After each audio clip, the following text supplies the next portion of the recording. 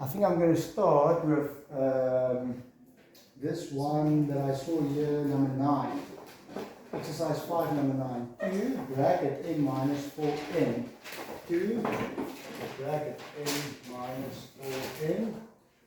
And then the whole thing is squared like that. Okay.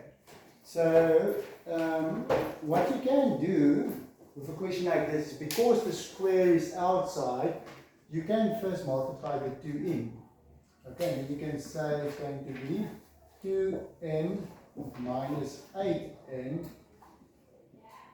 then you still have the square outside. Okay, so you can first multiply the 2 in, it's like this, and then square it, and then the square obviously you multiply it by itself. 2n minus 8n, 2n minus 8n, and then multiply normally 4n squared, and then minus 16n minus 16nn, of course, both. nn again minus 16nn, and then the last one is 8 times 8 is 64n squared.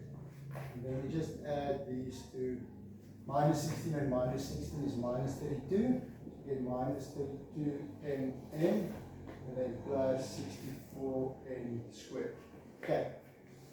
Another option would have been to expand the brackets here. Make it 2n minus 4n and another 2n minus 4n.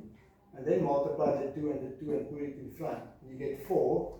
And then multiply out the n minus 4n. And then afterwards multiply the 4 in.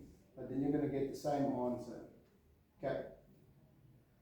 But I think maybe this is a little bit quicker to do it like this.